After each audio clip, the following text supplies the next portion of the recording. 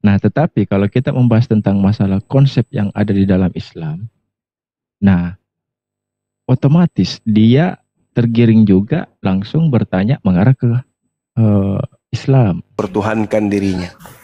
Seperti itu sahabat-sahabat yang lain. Ya, terima kasih Bang Juma. Siap. Ya, berarti memang kalau tadi Anda bilang bahwa yang diikuti Kristen itu adalah Kristus palsu. Untuk itulah diturunkan Islam. Tetapi Bang Juma bukan hanya di masalah Kristusnya, tapi kalau saya lihat itu bahkan Islam itu sangat berbeda dengan kitab Yahudi dan kitab terutama tentang Perjanjian Baru ya, Injil itu sangat berbeda. Sementara Injil itu dituliskan oleh sahabat murid-muridnya Yesus langsung begitu. Untuk itu kita percaya gitu. Orang terdekatnya yang menuliskannya, orang yang hidup bersama dengan dia.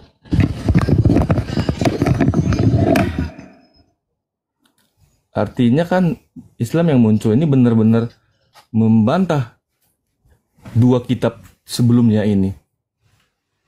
Jadi kita yang beragama Kristen ini bagaimana merasa bahwa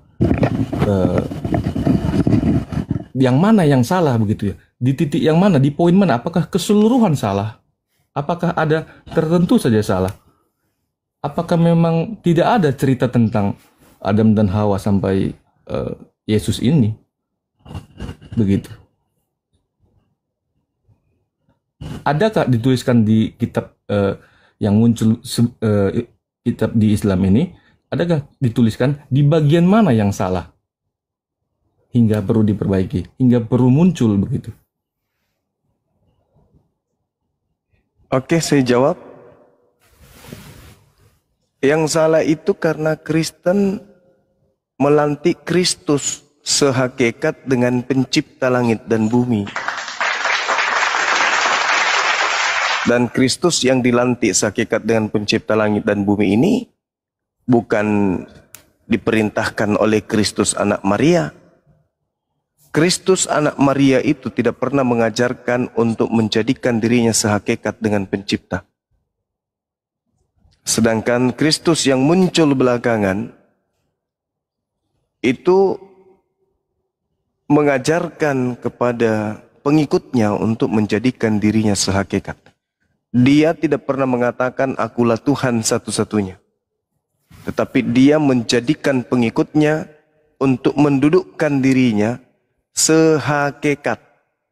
Artinya ada dua pribadi atau tiga pribadi yang kemudian diinginkan kepada pengikutnya untuk melantik dirinya sehakikat dengan pencipta.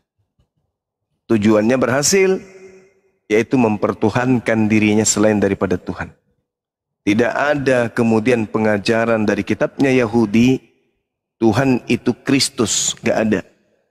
Tidak ada Tuhan itu diurapi, karena Kristus itu adalah manusia yang diurapi.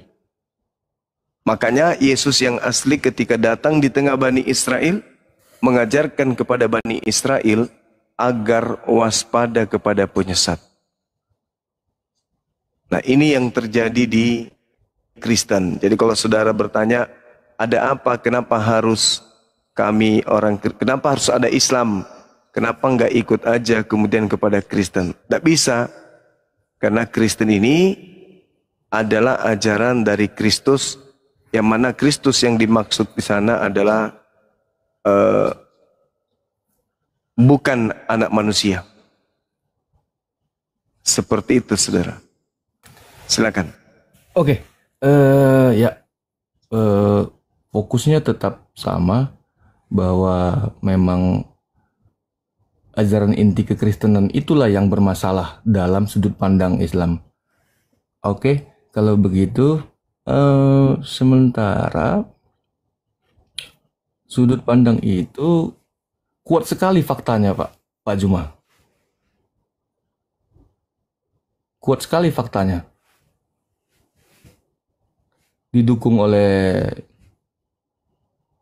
ya banyak cerita seperti mukjizat, seperti Yesus bangkit begitu ya.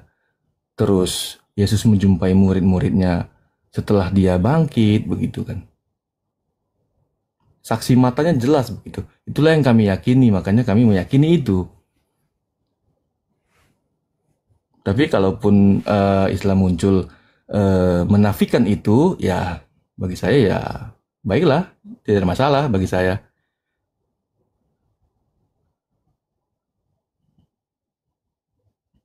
Oke. Ya.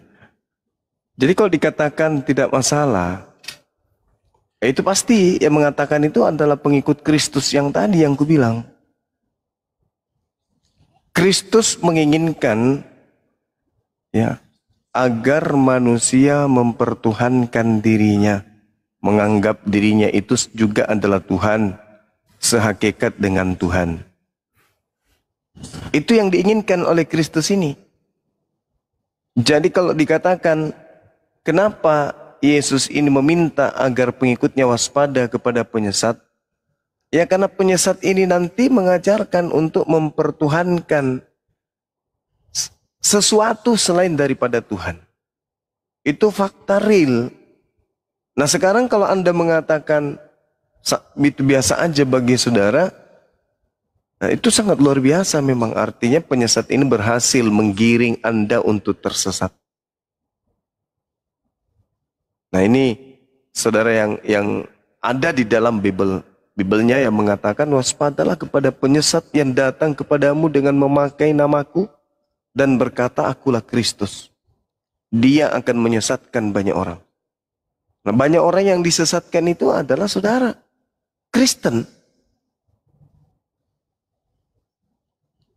Makanya kalau Anda melihat di dalam kitab ini udah berulang saya sampaikan. Yohanes 12 nomor 31. Apa yang Yesus katakan di sana? Yohanes 12-nya. Yohanes 12 nomor 30. Dan juga Yohanes 14 nomor 31. Di situ Yesusnya menyampaikan bahwasanya penghakiman atas dunia ini itu sudah datang. Sekarang juga penguasa dunia ini akan dilemparkan keluar. Siapa penguasa dunia? Iblis. Sedangkan yang datang kepada Kristen adalah sosok yang mengaku telah diberi kuasa kepadanya. Dia diberi kuasa di dunia ini. Itu kata sosok yang datang kepada Kristen. Kepada aku telah diberi kuasa. Pergilah ke seluruh bangsa. Jadikanlah seluruh bangsa menjadi pengikutku. Yang diberi kuasa atau yang menjadi penguasa di dunia ini itu adalah iblis menurut Yesus. Ketika Yesus dicobai di Lukas 4 nomor 6, Yesus ingin diberi kuasa itu dari iblis. Tapi iblis tidak mau menerima. Yesus tidak mau menerima. Kuasa itu Yesus tak mau terima. Artinya Yesus anak Maria tidak memiliki kuasa di atas dunia ini. Lalu siapa yang keluar dari kubur? Nah, itulah orang yang diberi kuasa oleh iblis tadi. Yang keluar dari kubur ini. Kepada aku telah diberi kuasa. Yesus diberi kuasa. Yes, diterima enggak oleh Yesus? Tidak. Coba Anda baca Lukas 4 tuh. Malah Yesus yang memahamkan iblis bahwa menyembah itu hanya kepada Allah. Dan di data nomor 13 yang dikatakan, iblis mundur dari mencobai Yesus dan menunggu waktu yang tepat. Nah, ketika dikatakan menunggu waktu yang tepat, waktu yang mana itu? Saat mana? Saat ketika ada yang menggantikan dia di atas tiang salib, lalu dikubur bangkit pada hari ketiga. Itulah saatnya kemudian kuasa iblis diberikan kepada pengganti Yesus. Makanya yang Anda sembah itu Kristus palsu. Diduga Kristus palsu. Karena tidak ada pengikut Kristus di atas muka bumi ini selain Kristen. Sedangkan Yesus menubuatkan dia akan menyesatkan banyak orang. Berarti ada kelompok banyak pemeluknya yang menjadi pengikut Kristus palsu ini. Siapa pengikut Kristus di muka bumi ini sekarang? Ya Kristen. Kalau Kristen pengikut Kristus yang palsu, lalu yang asli, lalu yang palsu yang mana? Nggak ada kan? Pengikut yang asli adalah Bani Israel. Udah selesai mereka. Sebagian dari mereka itu yang ketika sampai kepada abad ke-7 masuk ke Islam, keturunannya masuk ke Islam. Sedangkan pengikut Kristus palsu yang banyak ini adalah, mohon maaf, ya Kristen. Kalau bukan Kristen lalu siapa lagi? Silakan, Bang. Banyak Iya, iya. banyak YouTube tadi itu double suaranya. Masih ya? Ya, coba tanya dulu yang di YouTube. Ya, teman-teman yang Zulkifli sama Abbas gimana kualitas suaranya ya? Dipantau di sana, informasi ke saya. Lanjut. Ya, oke. Menarik sih Bang Juma. Memang ini semakin memperbanyak pengetahuan saya bahwa memang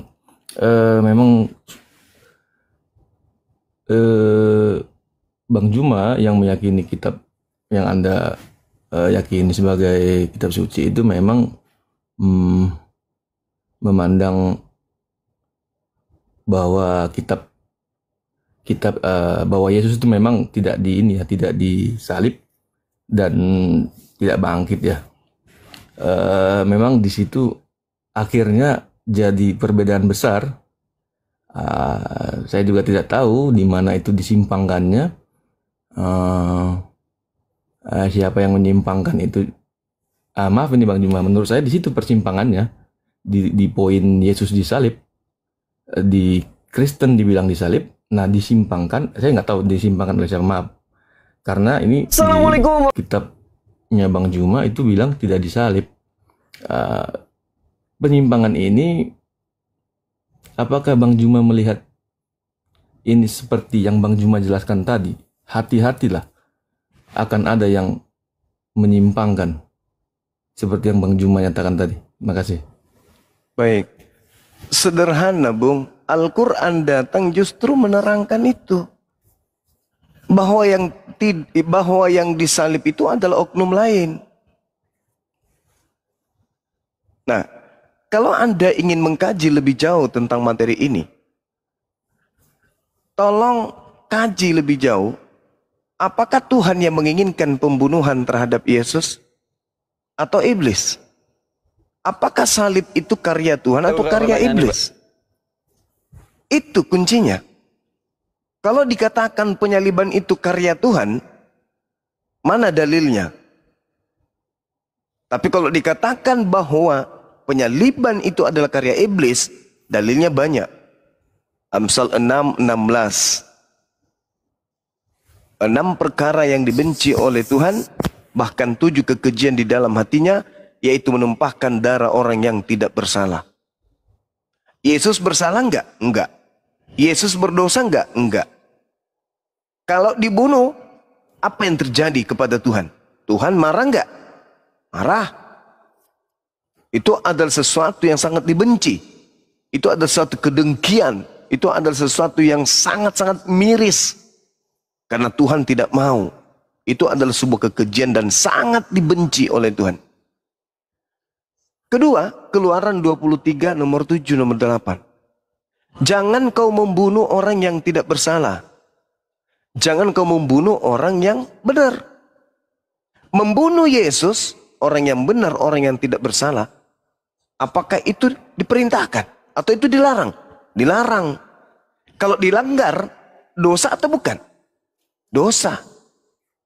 Nah, ketiga, di dalam Yohanes 8:37 ketika Yesus ingin dibunuh, apakah Yesus mengiyakan? Tidak. Yesus mengatakan bahwa orang yang ingin membunuhnya adalah anak-anak setan. Orang yang ingin membunuhnya adalah anak-anak setan. Itu yang ketiga. Yang keempat, di dalam Ulangan 22, di dalam Galatia 3 nomor 13, Paulus sendiri yang memberikan indikasi kuat bahwa Kristus telah menebus Kristen dari kutuk hukum Taurat dengan jalan menjadi kutuk. Sebab ada tertulis, terkutuklah dia yang mati di atas tiang salib. Di mana tertulis? Ulangan 21 nomor 22 sampai nomor 23. Apabila ada orang yang melakukan dosa yang sepadan dengan hukuman mati, lalu kau gantung dia di atas pohon, di atas salib, maka jangan kau biarkan mayatnya menyentuh tanah. Sebab orang yang dikutuk oleh Tuhan, jangan kau biarkan mayatnya menyentuh tanah yang diwariskan Tuhanmu kepadamu. Berarti yang digantung di tiang salib ini adalah orang yang dikutuk Tuhan. Sedangkan Yesus itu adalah orang yang dikasihi. Dia adalah jalan, kebenaran yang hidup. Kok dia dibunuh? Apa alasannya dia dibunuh?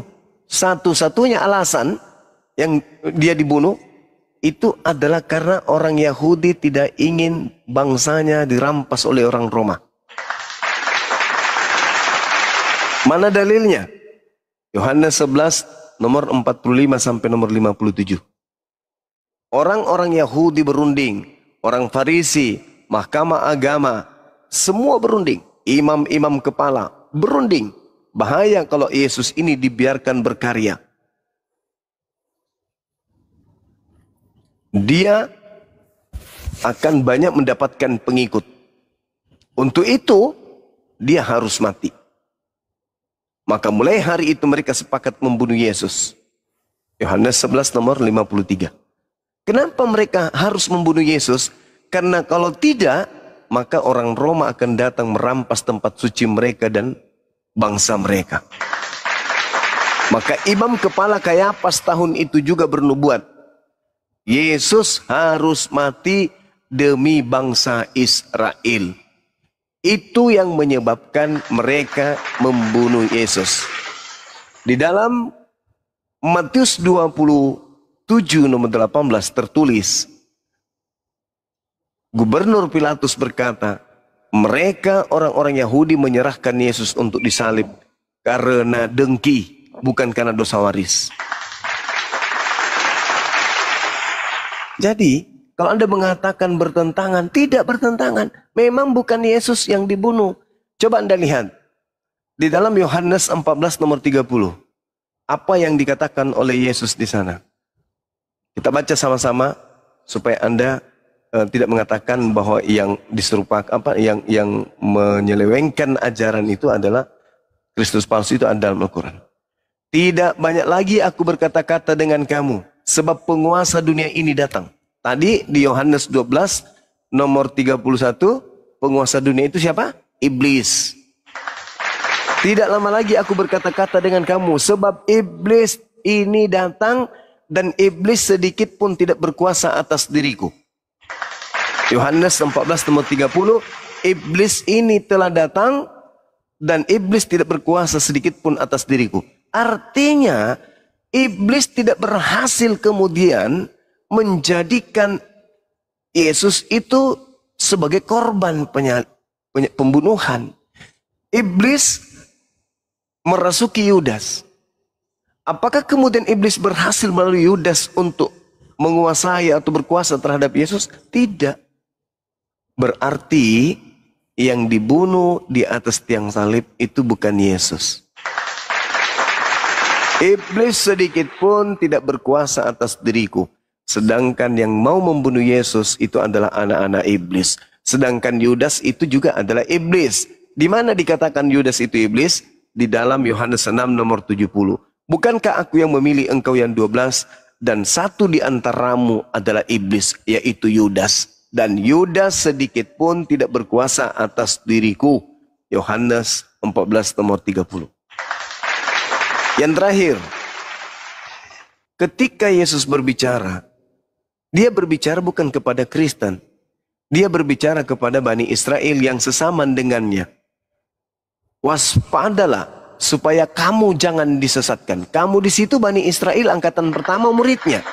Sebab banyak orang akan datang dengan memakai namaku dan berkata, akulah Kristus. Dia akan menyesatkan banyak orang. Akan banyak orang yang datang kepadamu datang ke abad pertama. Datang kepada murid Yesus. Jangan katakan datang kepada Kristen. Justru yang datang kepada Bani Israel adalah Kristen. Kristen datang membawa nama Yesus dan berkata Yesus itu adalah Kristus.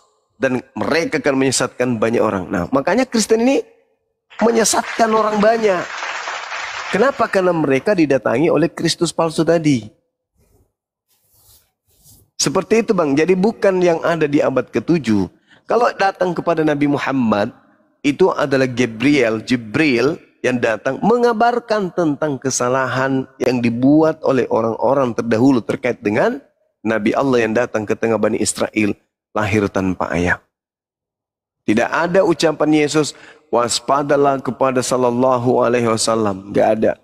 Tapi dikatakan waspadalah kepada Kristus.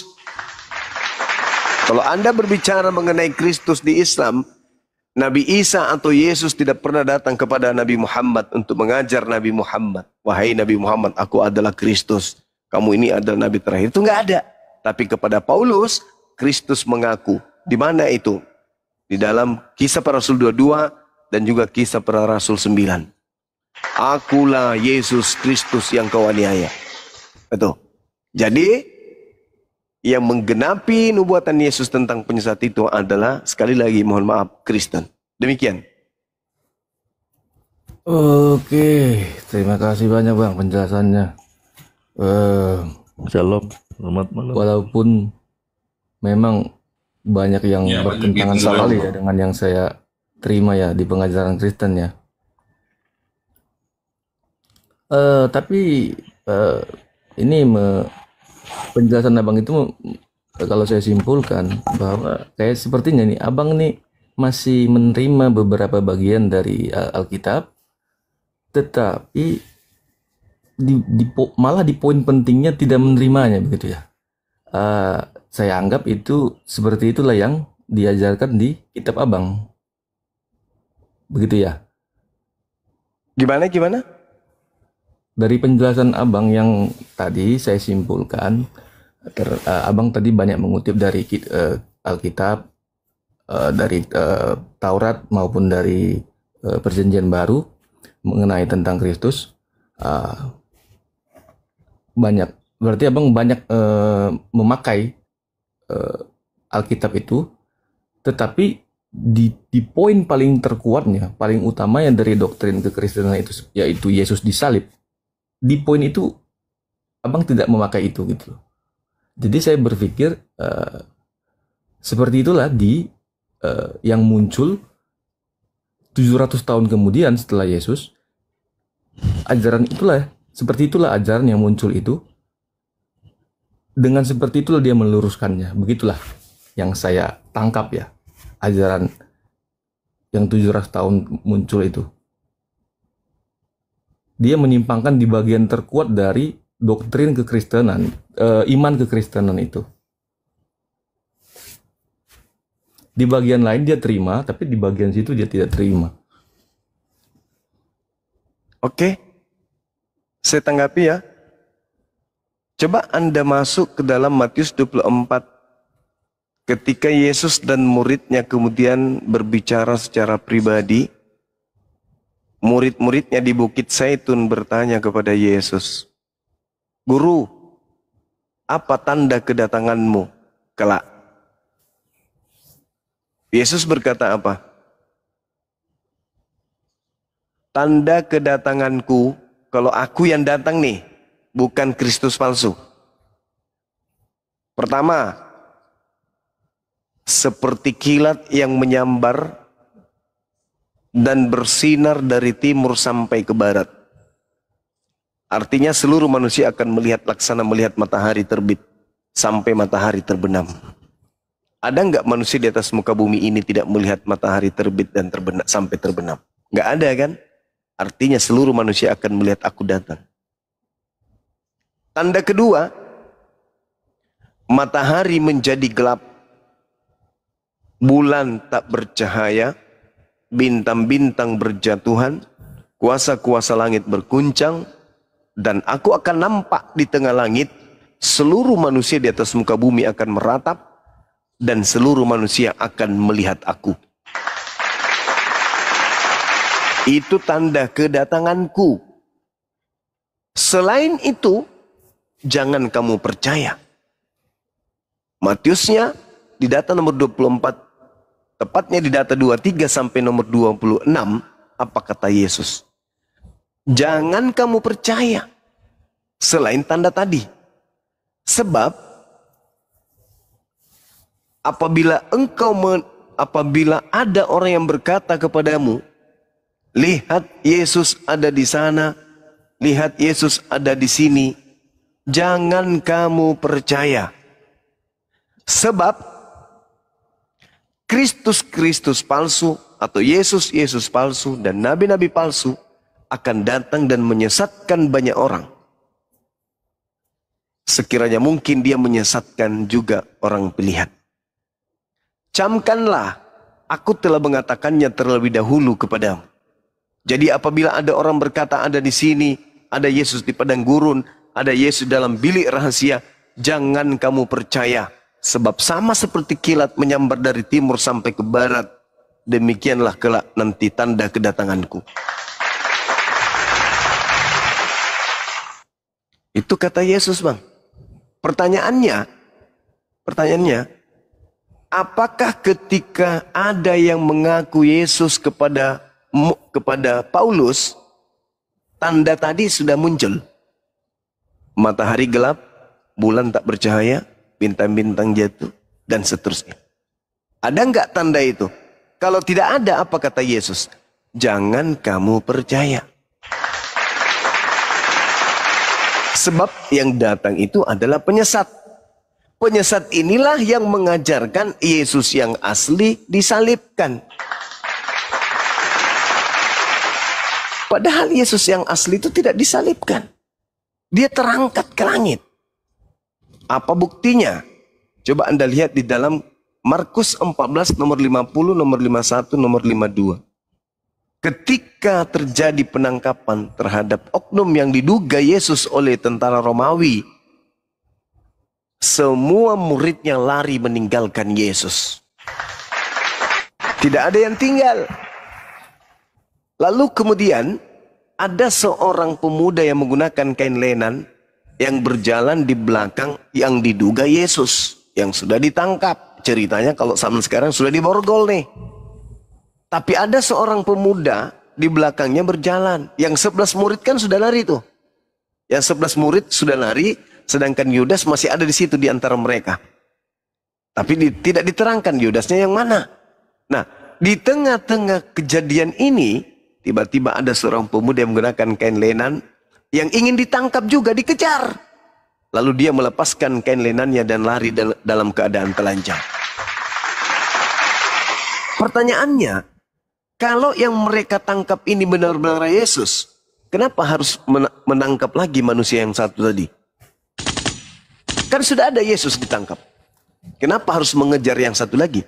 Bukankah hanya Yesus yang menjadi sasaran penyaliban? Tapi karena mereka ragu itu Yesus atau bukan Yesus, maka dia mencoba menangkap pemuda yang menggunakan kain lenan tadi. Pertanyaannya, siapa yang menggunakan kain lenan sejenak sebelum penyaliban pada saat perjamuan makan terakhir, perjamuan terakhir? Yesus.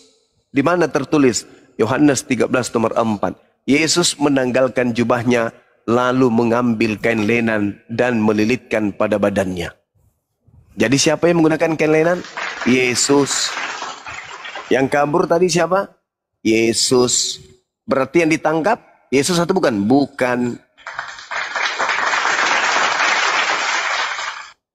Tadi kan Yesus sendiri mengatakan, iblis tidak berkuasa sedikit pun atas diriku. Artinya, orang-orang yang berusaha dan berupaya berkongkok-kongkok ingin mencelakai aku agar aku dibunuh, tidak akan berhasil sedikit pun. Kenapa Anda menolak ucapan Yesus?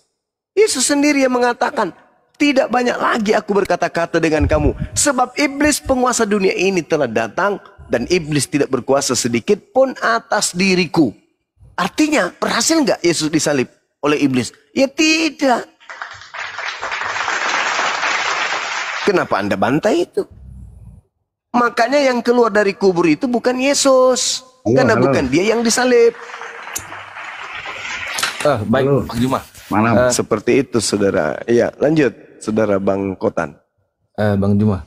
Halo, Siap. Bang Juma. Kalau saya dengar penjelasan Abang tadi bahwa Alkitab itu, abang banyak mengutip sumber-sumber dari Alkitab bahwa Yesus disalib. Bukan. Abang tadi nggak mengakui itu, maaf. Abang nggak mengakuin itu. Bahwa Yesus akan disalibkan. Tetapi saat mau menyatakan Yesus disalib, abang menyatakan Yesus tidak disalib, tapi memakai sumber Alkitab. Begini Bang, tadi topik awal saya bertanya ke sini, kenapa Islam muncul? Kalau Islam muncul artinya dia ingin meluruskan, seperti kata Ustadz Tahta tadi, bahwa dia ingin meluruskan ajaran sebelumnya. Maksud saya, abang meluruskan tadi banyak memakai sumber Alkitab. Maksud saya begini Bang, apakah banyak, harusnya banyak di Al-Quran yang menjelaskan tentang ketidakdisalibannya Yesus, terlebih-lebih tidak bangkitnya Yesus. Harusnya dalam pikiran logika saya, ada satu ajaran muncul ingin meluruskan ajaran sebelumnya, tentu dia harus kuat argumennya, menyatakan bahwa ajaran sebelumnya itu memang salah, memang bengkok dan harus diluruskan. Tetapi dari tadi abang hanya memakai sumber-sumber Alkitab. Di akhir kesimpulan abang baru memakai, menurut saya itu tidak Alkitabiah sih. Kesimpulan yang terakhir bahwa bukan Yesus yang disalib. Begitu Bang. Menurut saya ulang pertanyaan saya, seberapa banyak sumber di Al-Quran yang mengkonfirmasi bahwa bukan Yesus yang disalib, apalagi bukan Yesus yang bangkit? Oke, saya jawab. Al-Quran surah An-Nisa menerangkan, A'udzubillahi minasyaitonirrajim. Wa qaulihim inna qatalnal masiha Isa ibn Maryam Rasulullah wa ma qatalu wa ma salabu walakin syubbiha lahum wa innal ladzina ikhtalafu fi lafi syakkim minhu ma lahum bihi min ilmi illa ittiba' zanni wa ma qataluhu yaqina. Dan aku Tuhan menghukum orang-orang karena ucapan mereka yang berkata, sesungguhnya kami telah membunuh Al-Masih Isa putra Maryam Rasulullah, padahal mereka tidak membunuhnya dan tidak pula menyalibnya. Tetapi yang mereka bunuh adalah orang yang diserupakan dengan Nabi Isa. Sesungguhnya mereka yang berselisih pendapat tentang pembunuhan itu selalu dalam keraguan-raguan tentang siapa yang dibunuh. Mereka benar-benar tidak tahu sebenarnya yang dibunuh, melainkan mengikuti persangkaan belaka. Jadi mereka tidak yakin telah membunuhnya. Di ayat selanjutnya dikatakan, bal rafa'ahullahu ilaihi wa kana Allahu azizan hakima. Tetapi Allah justru telah mengangkat Nabi Isa ke langit. Allah Maha Perkasa lagi Maha Bijaksana. Ayat ini sudah mewakili seluruhnya. Karena yang ingin dipatahkan adalah Nabi Isa dibunuh. Al-Quran mengatakan tidak dibunuh. Yang dibunuh orang yang diserupakan. Apa bukti bahwa yang dibunuh itu adalah orang diserupakan? Baca Markus 16 nomor 12. Lalu Yesus menampakkan diri dalam rupa yang lain. Kenapa Markus mengatakan rupa lain? Karena itu bukan lagi Yesus. Sudah rupa lain ini bukan Yesus ini. Tetapi supaya dianggap itu Yesus, maka dikasih narasi. Lalu Yesus menampakkan diri kepada kedua muridnya dalam rupa yang lain. Pertanyaannya, dari mana kemudian Markus tahu kalau itu adalah Yesus? Tidak ada. Markus hanya melihatnya, hanya menyatakannya, ini orang lain. Makanya dikatakan ini Yesus, tapi orang lain. Ini Yesus dalam rupa yang lain. Perselisihannya di mana?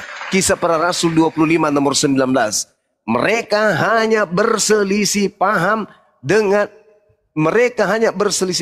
tentang seseorang yang bernama Yesus. Paulus, mereka mengatakan Yesus telah mati, tetapi Paulus mengatakan dia masih hidup. Berselisih paham. Ketiga yang tadi, keraguan-raguannya di mana? Ketika mereka sudah memborgol yang namanya Yesus, konon, kenapa masih mengejar yang lain? Itu karena mereka ragu. Yang mereka tangkap ini Yesus atau kagak, atau bukan. Kalau dia sudah yakin itu Yesus, untuk apa dikejar yang lain itu? Untuk apa? Untuk apa? Yang mau dibunuh dan mau menebus dosa Kristen ini yang mana? Kan Yesus. Lah sudah ditangkap, buat apa ditangkap lagi yang lain? Tapi karena mereka ragu, maka mereka melakukan pengejaran. Ini yang diterangkan Al-Quran saya. Dan itu diiyakan oleh Bible Anda. Kenapa diiyakan? Karena sejatinya kitab Anda itu bukan firman Tuhan, tetapi catatan-catatan pewarta atau wartawan. Kalau wartawan yang menarasikan sebuah berita, maka di situ ada kebenaran, di situ juga ada duga-menduga, di situ juga ada takhayul, di situ ada khurafat, di situ ada angan-angan. Tapi yang namanya wartawan melakukan penyelidikan, biasanya ada kebenarannya. Nah, kebenarannya dibuktikan oleh Al-Quran. Yang mana yang Anda tantang di situ? Yesusnya menolak penyaliban. Kalau Yesus tidak menolak penyaliban, maka dia tidak akan pernah diburu. Dia tidak akan ditangkap. Kalau dia tahu bahwa dia diutus untuk kemudian nebus dosa Kristen, untuk disalib, tidak ada istilah tangkap.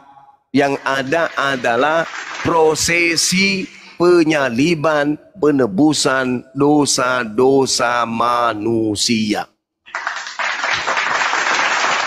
Ngapain dia ditangkap? Ngapain dia harus ditangkap? Ngapain? Kalau ternyata dia sudah tahu dia datang untuk nebus dosa, tinggal diajarkan. Anak-anakku, saudara-saudaraku, murid-muridku, sebentar lagi prosesi Mesias yang kalian tunggu-tunggu selama beribu tahun. Akulah dia, aku datang. Hayo, siapkan salibnya, silakan siapkan talinya, siapkan pakunya, palu-palunya, siapa yang mau mengeksekusi saya, dan seterusnya. Faktanya itu tidak terjadi. Yesus malah mengatakan orang-orang yang ingin membunuhnya dalam Yohanes 8:37-44. Karena kau tidak memiliki firmanku di dalam dirimu, maka kau ingin membunuhku. Iblislah yang menjadi bapakmu, dan kamu mau melakukan keinginan bapakmu itu. Apa? Membunuh aku. Itu keinginan bapakmu si iblis yang mau membunuh aku. Itu ucapan Yesus. Kalau di Al-Quran udah final, bang.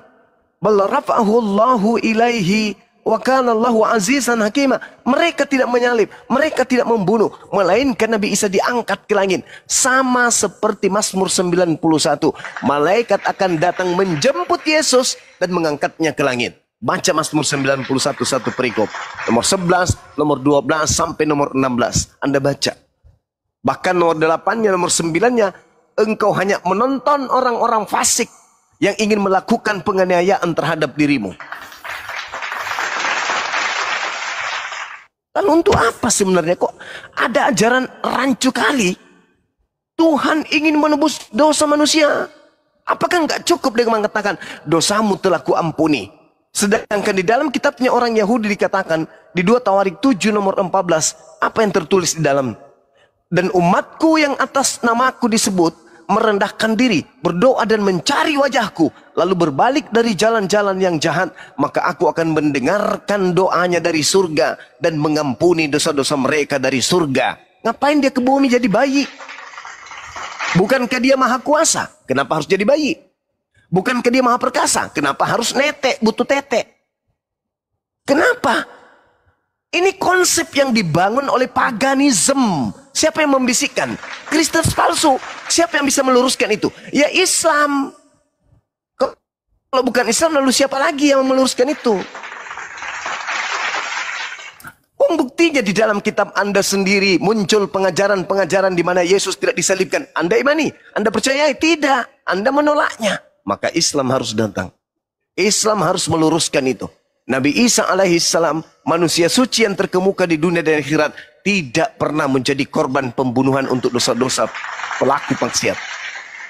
Nabi Isa atau Yesus terangkat ke langit. Itu dalil dalam kitab saudara. Iblis sedikit pun tidak berkuasa atas diriku. Sedangkan penyaliban itu adalah rekayasa setan. Coba Anda tunjukkan kepada saya mana dalilnya bahwa Tuhan datang untuk dibunuh. Atau Tuhan merencanakan penyaliban terhadap Yesus. Mana dalilnya? Tunjuk kepada kami. Belum lagi tujuan penyaliban itu apa? Mimpi angan-angan. Dia datang untuk menebus dosa waris. Dosa apa yang diwariskan oleh Adam? Itu kan tujuannya. Adam difitnah demi untuk kemudian menebus dosa Adam. Tidak ada dosa Adam. Al-Quranul Karim kemudian menerangkan di dalam Al-Isra ayat 70. Apa kata Allah? Allah subhanahu wa ta'ala menjelaskan kepada kami. A'udzubillahi minasyaitonirrajim. Bismillahirrahmanirrahim. Walaqad karramna bani Adam wa hamalnahum fil barri wal bahri wa razaqnahum minat thayyibah, dan seterusnya. Dan sesungguhnya telah kami muliakan anak-anak Adam. Kami angkut mereka di daratan dan di lautan. Kami beri mereka rezeki dari yang baik-baik, dan kami lebihkan mereka dan kelebihan yang sempurna atas kebanyakan makhluk yang telah kami ciptakan. Adam itu anak-anak keturunannya dimuliakan, bukan dikutuk. Dan memang tidak ada dalilnya di Bible. Di Perjanjian Lama nggak ada itu Adam dikutuk, nggak ada. Adam itu dimuliakan, anak-anak Adam itu dimuliakan. Walaqad karramna bani Adam, yang mengatakan anak Adam itu mewarisi dosa sehingga dia harus ada yang mati untuk dosa. Itu cetan.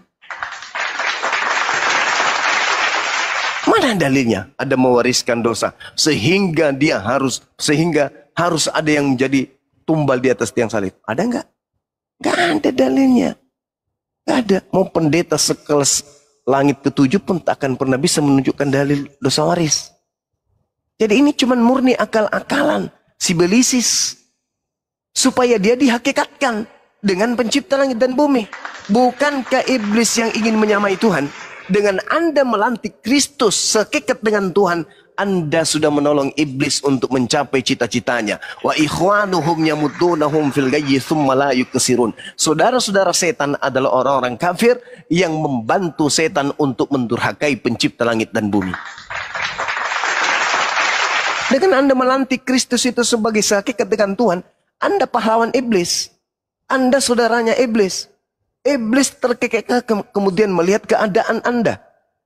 Manusia yang kemudian tak berdaya yang datang kepada Bani Israel. Aku tak bisa berbuat apa-apa dari diriku sendiri. Bahkan berkata pun bukan dari diriku sendiri. Kok tiba-tiba jadi Tuhan dia, sekekat dengan pencipta. Ini pekerjaan siapa? Sibelius.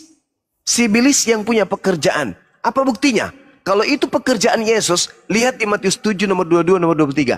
Kalau itu pekerjaan Yesus, lalu kenapa orang-orang yang memanggilnya Tuhan bernubuat pakai namanya, mengusir setan pakai namanya, dan memanggilnya Tuhan itu diusir dan dikatakan sebagai pembuat kejahatan? Kenapa? Kok jadi bertentangan?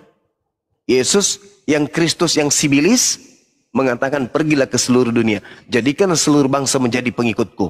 Nah, ketika orang-orang ini sudah menjadi pengikutnya, kok malah diusir oleh Yesus?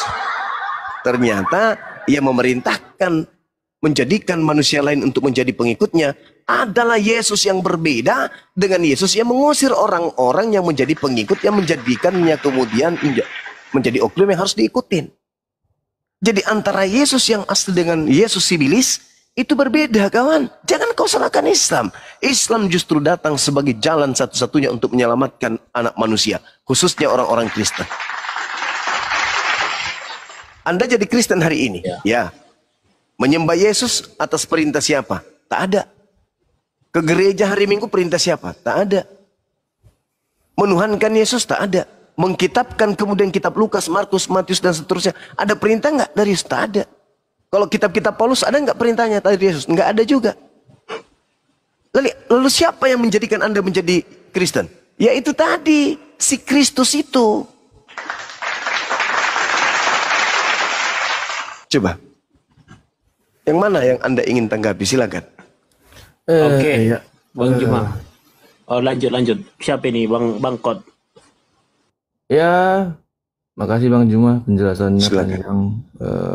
Walaupun memang begini Bang Juma, iman kekristenan tentang Yesus disalib dan bangkit. Kalaupun tadi Islam itu muncul untuk meluruskan itu bahwa itu tidak benar, bukankah kita harusnya juga merujuk pada catatan-catatan lain selain Alkitab maupun Al-Quran? Karena memang kalau benar Yesus disalib dan ini merupakan sebuah peristiwa besar pada saat itu, Yesus disalib ini di bawah kepemimpinan Pontius Pilatus, kekaisaran Roma, wakil dari kekaisaran Roma, bisa dianggap ini peristiwa besar. Menurut saya di zaman itu akan muncul banyak catatan-catatan. Di zaman itu sudah banyak penulis-penulis dan tulisan-tulisan ini juga mengkonfirmasi tentang peristiwa sejarah itu. Jadi inilah yang semakin menguatkan orang Kristen bahwa memang ajaran ini ya memang didasari oleh fakta sejarah. Jadi menurut saya kalaupun ada ajaran yang muncul yang mau bilang itu untuk meluruskan itu, kalau menurut saya untuk membantah fakta sejarah yang begitu banyak, bagaimana ya mau menjelaskannya ya? Ada satu ajaran muncul untuk membantah satu ajaran yang benar-benar kuat fakta sejarahnya, itu harus seperti apa ya? Saya juga bingung. Untuk dia harus lebih banyak lagi faktanya Bang Juma. Harus lebih jelas lagi. Seperti kayak tadi aja, jadi penjelasan Bang Juma, jadi tadi saya lihat banyak juga bertentangan dengan kita di Kristen, seperti diserupakan ya Bang Juma, diserupakan dengan Yesus. Diserupakan dengan Yesus, Bang Juma bilang tadi Yudas ya. Sementara Yudas sendiri pun itu ceritanya berbeda. Dan bukan, jangan fokus ke Yudas saja, banyak lagi Bang Juma. Fakta-fakta sejarahnya itu berbeda. Jadi bagaimana ya saya bilang ya, kalau ada ajaran baru yang membantah yang begitu, ajaran yang begitu kuat, kalau saya mau analogikan kira-kira begini Bang Juma, tentang Indonesia merdeka dideklarasikan Soekarno-Hatta tahun 1945, kemudian faktanya kuat, catatan Jepang ada, Belanda ada, terus berapa ratus tahun kemudian dibantah itu. Saya pikir ya harusnya 700 tahun kemudian manusia harusnya sudah lebih kritis. Kalau kita pengen membantah satu ajaran, harusnya harus dibekali dengan tidak cukup hanya dengan pernyataan saja kayak yang Bang Juma tadi katakan, karena ternyata pada akhirnya membantah satu poin, akhirnya poin yang lain juga ikut harus dibantah. Kayak tadi Bang Juma bilang yang diserupakan itu Yudas Iskariot, berarti Al-Quran juga harus membantah bahwa Yudas Iskariot itu mati bunuh diri, dan tanah yang tempat dia jatuh itu sekarang masih ada gitu loh, tanah darah ya, dan itu diakui turun Pak, poinnya Pak yang kelama, poin-poin. Poin saya adalah membantah satu poin kuat di dalam sejarah Yesus disalib, pada akhirnya harus membantah poin-poin lain. Begitu. Apakah poin-poin lain itu juga dibantah di Ya, Al-Quran? cukup Pak, gantian kelamaan. Silakan banyak Pak. Ya, sorry saudara Bang. Al-Quran juga mengatakan bahwa penyaliban itu ada. Kalau sejarah mengatakan salib itu terjadi, ya Al-Quran juga mengatakan penyaliban itu memang ada. Cuman yang jadi permasalahan yang disalib ini siapa? Apa alasan? Jangan ke Al-Quran. Di dalam kitab saudara. Apa alasannya orang Kristen pingin kali Yesus yang disalib? Penyaliban itu terjadi. Innama jazaa'ul ladina yuharibuna Allah wa rasulah wa yas'auna fil ard fasadan au yuqattalu au yusallabu. Al-Quran mengatakan penyaliban itu terjadi. Tetapi penyaliban itu terjadi bagi orang-orang yang membenci ajaran Tuhan. Membenci Rasul Tuhan. Dan penyaliban itu terjadi terhadap orang-orang pelaku dosa. Dan itu seirama dengan Bible. Sampai orang ini jadi orang terkutuk loh di atas tiang salib. Lalu dikatakan dalam Ulangan 21 nomor 22 nomor 23, yang disalib itu adalah orang yang dikutuk oleh Tuhan. Sekarang ada nggak orang Kristen yang mampu menunjukkan dosa Yesus yang menyebabkan dia dikutuk oleh Tuhan? Ada nggak? Kalian cuman bernafsu aja, dosa-dosa kalian ajanya yang ingin dihapuskan oleh Yesus melalui darahnya. Itu mimpi kalian kan saudaraku.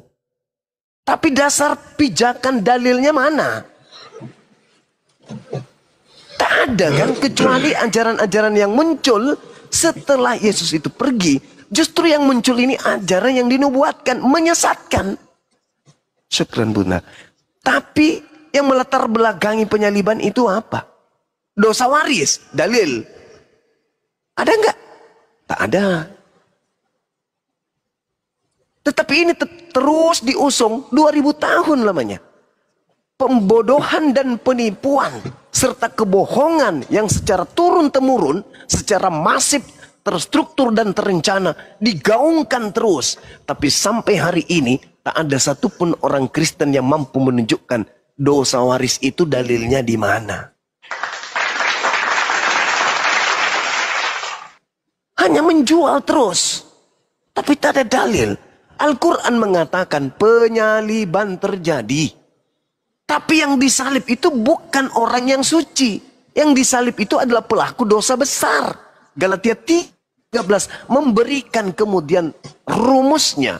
Sebab ada tertulis, terkutuklah orang yang mati digantung di atas tiang salib. Terkutuklah. Pertanyaan saya, Yesus yang adalah orang mulia ini, kenapa bisa dikutuk? Al-Quran mengatakan yang dikutuk itu adalah pelaku dosa besar. Sedangkan Ulangan sendiri menerangkan apa? Terkutuklah orang yang makan suap. Ulangan 27 nomor 25. Sekarang apa alasannya Yesus terkutuk? Pernah makan suap? Tidak. Lalu siapa yang makan suap? Yudas. Bahkan Yesus mengatakan apa? Anak manusia memang harus pergi sesuai yang tertulis tentang dirinya.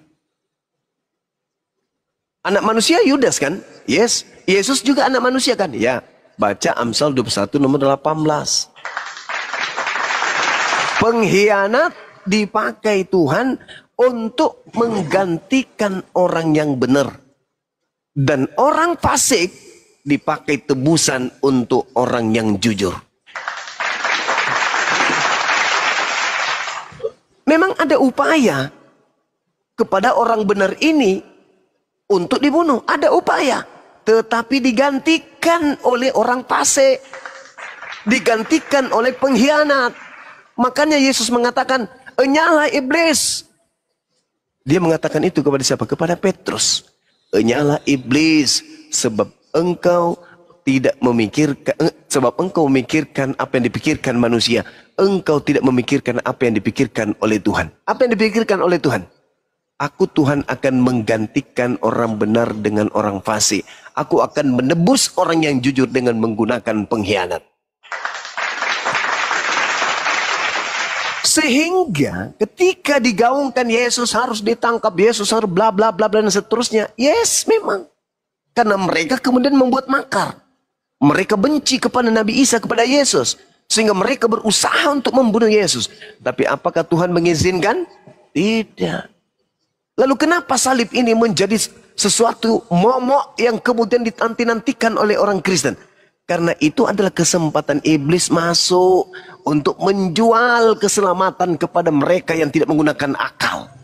Dengan menumbalkan manusia di atas salib, maka orang-orang yang malas ibadah, yang gemar memenuhi syahwatnya dengan makanan-makanan yang diharamkan, tidak bersunat, itu bisa terlampiaskan dengan puas. Konsep keselamatan apa? Coba. Di mana ada Tuhan Elohim? Yotepape menerangkan keselamatan itu adalah membatalkan hukum Taurat. Di mana? Di mana kemudian ada keselamatan dari Elohim? Selamat dengan membunuh orang-orang sebagai tebusan. Itu di mana dalilnya? Tak ada. Itu semua konsep yang hanya duga-menduga. Hanya halusinasi aja itu. Kecuali ada dalil. Kalau ada dalil tunjukkan. Selesai kita. Mana dalil dosa waris? Sehingga harus ada penyaliban. Kan penyaliban menurut Kristen adalah untuk nebus dosa waris. Kalau begitu, dalil dosa waris itu tertulis di mana? Ada enggak? Tidak ada. Berarti ini cuma murni akal-akalan iblis agar dia bisa menggeser Tuhan, agar dia yang disembah oleh kebanyakan manusia. Sekarang siapa yang tertawa ketika orang-orang Kristen 2 miliar menyerahkan jiwa-jiwa mereka kepada konsep penyaliban? Siapa yang tertawa? Tuhan? Tidak mungkin. Tidak mungkin. Coba Anda lihat di dalam Matius 19 ketika Yesus ditanya, Guru, apa yang harus aku lakukan supaya aku masuk surga? Apa kata Yesus? Jangan kamu membunuh. Tuh kata Yesus tuh. Berarti membunuh tidak selamat. Mengimani pembunuhan sebagai jalan keselamatan itu konyol. Kata Yesus loh itu. Jangan kau bunuh. Jangan kau membunuh. Kata Tuhan apa? Keluaran 23:67. Jangan kau membunuh orang yang tidak bersalah. Yesus boleh nggak dibunuh menurut Tuhan? Tidak boleh. Itu kata Tuhan. Di dalam kitab saudara loh. Yang Anda ambil dari agama Yahudi. Kalau Anda mengatakan penulis sejarah-sejarah menerangkan. Yes. Saya juga mengatakan bahwa memang ada sejarah penyaliban. Tapi yang disalib ini sopo? Siapa yang disalib ini? Sampai-sampai ada loh tulisan di dalam kitab saudara. Yudas berkata apa? Siapa yang aku cium, itulah dia. Tangkaplah dia. Artinya yang menangkap Yesus itu tidak tahu mana yang Yesus, mana yang bukan. Yang kedua, ketika mereka mencari di Bukit Getsemani, ada oknum yang bertanya kepada mereka tentara Romawi, siapa yang kalian cari? Apa kata tentara Romawi? Yesus dari Nazaret. Lalu menjawab orang itu, akulah dia. Loh, masa kayak gitu? Harusnya ketika yang bertanya benar-benar Yesus, siapa yang kalian cari? Mereka akan menjawab, kamu yang kami cari. Masa ketemu Yesus mengatakan, kami mencari Yesus dari Nazaret. Lah, parah ini. Bagaimana orang yang mengenal Bang Suma datang kepada Bang Suma ketika Bang Suma bertanya kepada mereka, siapa yang kalian cari? Kami mencari Bang Suma, Pak. Orang dari Makassar. Loh, saya sendiri. Kalau mereka mengenal saya, maka dia akan mengatakan, saya mencari engkau. Tapi karena mereka tidak mengenal yang namanya Yesus, maka dia berkata, kami mencari Yesus dari Nazaret. Nah, kesempatan iblis itu berkata apa? Akulah dia. Akulah yang kalian cari. Ditangkap. Yang lari telanjang tadi yang asli Yesus. Ini yang diterangkan Quran saya. Tapi kalau saudara tetap saja ngotot, tidak. Yesus yang harus mati. Oke. Tapi tolong tunjukkan kepada saya pembenarannya dari Elohim. Bahwa orang yang dikasihi ini harus mati untuk dosa-dosa para pendosa. Ada nggak dalilnya? Ada nggak dalil dosa waris? Kalau ada, kita selesai. Saya turun dan saya tutup yayasan saya. Silakan. Ada nggak dalil dosa waris? Oke. Terima kasih Bang Juma. Silakan, Bang. Kalau tadi Bang Juma memang memakai surat An-Nisa ya Bang? An-Nisa Ya, Al-Maidah. untuk mengkonfirmasi ayat itu saja ya, yang membantah penyalipan Ya, Yesus ya. An-Nisa betul. Penyalipannya memang ada, tapi yang disalib itu yang Bukan diserupakan. Yesus. Bukan Nabi Isa ya. Oke. Abang memakai itu begini, berarti ajaran yang muncul 700 tahun kemudian ini, terutama di surah An-Nisa, inilah yang membantah, meluruskan ajaran sebelumnya.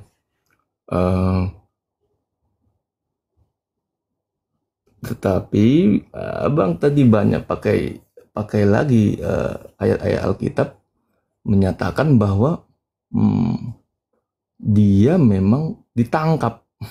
Bahkan tadi abang bilang Yudas menciumnya untuk untuk menunjukkan kepada prajurit Romawi siapa yang sebenarnya Yesus itu. Sampai situ abang mengakui ayat Alkitab itu. Tapi ada nggak secara detail gitu Bang? Secara detail, kalau di An-Nisa ini kan tadi yang abang baca kan ini seperti menyimpulkan saja bahwa bukan dia. Yang saya tanyakan di pertanyaan sebelumnya tadi itu adalah sedetail yang abang jelaskan tadi,